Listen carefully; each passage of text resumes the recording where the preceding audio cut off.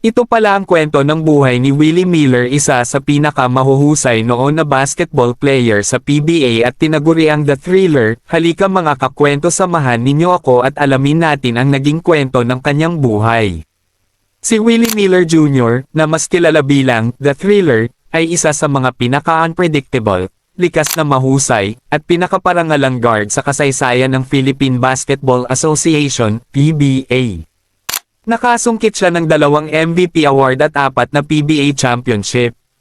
Mula sa kanyang simpleng simula sa Olongapo hanggang sa kanyang paglipat sa pagiging isang profesional na basketball coach, ito ang kanyang totoong kwento ng buhay.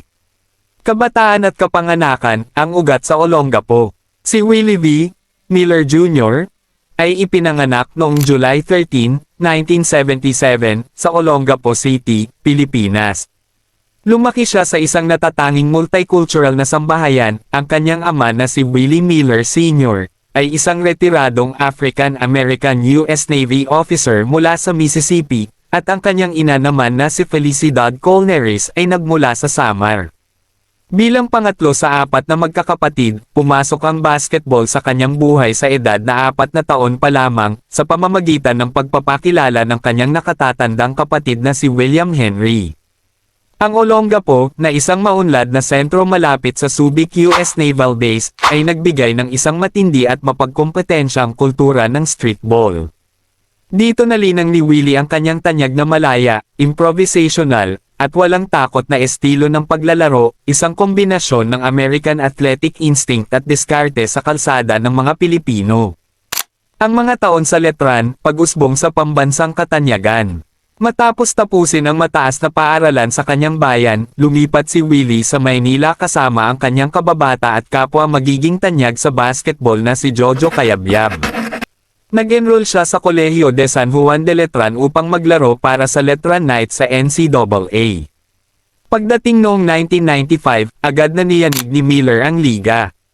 Nanalo siya bilang NCAA Rookie of the Year at naging isang sikat na prospect sa pambansang media, kung saan pinuri ang kanyang pambihirang ball handling, kabilisang umiwas, at mahiwagang kakayahan na umiskor kahit saan sa court.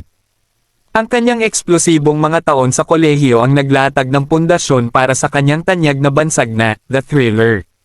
Bago sumabak sa PBA, pinili muna ni Miller na itaas ang antas ng kanyang kakayahan sa bagong tatag na Metropolitan Basketball Association, NBA. Pumirma siya sa Nueva Ecija Patriots, kung saan madalas lumipad ang kanyang ama mula sa United States para lamang panoorin siya. Ang mabilis at malayang estilo ng laro sa NBA ang nagbigay daan upang lubos na umunlad ang malikhaing pag-score at clutch gene ni Willie. Dominasyon sa PBA at unang MVP 2001 hanggang 2005. Pumasok si Miller sa 2001 PBA draft at napili bilang first overall pick ng batang Red Bull Thunder sa ilalim ni Coach Yeng Guiao. Pinatunayan niya na siya ay isang talentong kayang bumago sa kapalaran ng isang prangkisa. Ang mga kampyonato, agad niyang dinala ang Red Bull sa magkasunod back-to-back na titulo sa Commissioner's Cup.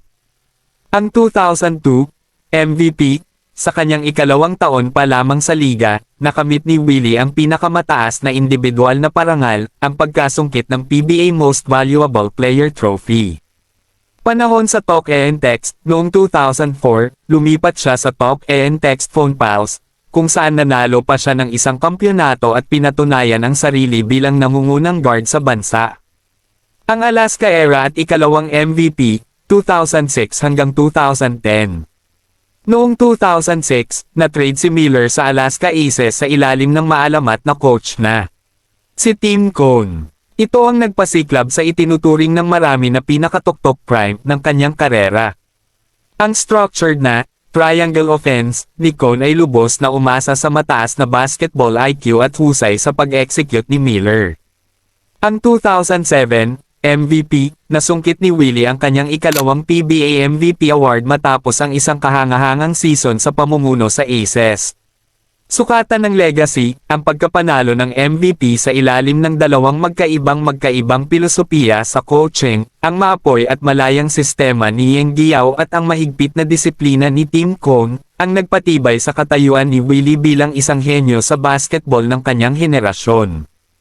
Ang mga taon bilang journeyman at pagre-retiro 2010 hanggang 2016.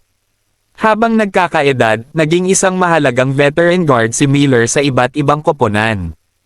Naglaro siya para sa Barangay Ginebra 2010 hanggang 2011, bumalik sa Barako Bull, at nagkaroon din ng mga stint sa Global Port Batang Pier. Naitala niya ang kanyang career high na 27 puntos sa huling bahagi ng kanyang karera noong October 19, 2011. Tinapos niya ang kanyang profesional na karera sa paglalaro sa internasyonal na entablado para sa Pilipinas MX3 Kings sa ASEAN Basketball League, ABL, bago opisyal na isinabot ang kanyang sapatos noong 2016, nagretiro siya bilang isa sa 40 greatest players ng PBA, na may kabuuang higit sa 5,000 career points, 2,000 assists, at 4 na kampyonato. Buhay pagkatapos magretiro, coaching at legacy. Hindi kailanman iniwan ni Willie Miller ang laro. Pagkatapos magretiro, agad siyang lumipat sa paggabay at pagko-coach. Coaching sa PBA, nagsisilbi siya bilang assistant coach para sa Converge Fiberxer sa PBA. Pagmamahal sa alma mater, sandali niyang hinawakan ang posisyon bilang head coach ng Letran Squires, ang high school team ng kanyang alma mater.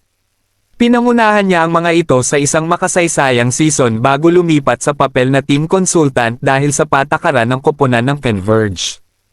Ang susunod na henerasyon, ang kanyang legasya ay nagpapatuloy sa court sa pamamagitan ng kanyang anak na si Dre Miller, isang namumukod tanging 19 anyos na guard na nag-commit na maglaro para sa Arellano University Chiefs sa NCAA Season 100, sadyang pinili ni Willie na huwag bigyan ng pressure ang kanyang anak, upang hayaan si Dre na natural na maiyakap ang pagmamahal sa laro, tulad ng ginawa niya sa mga kalye ng Olongapo ilang dekada na ang nakalipas.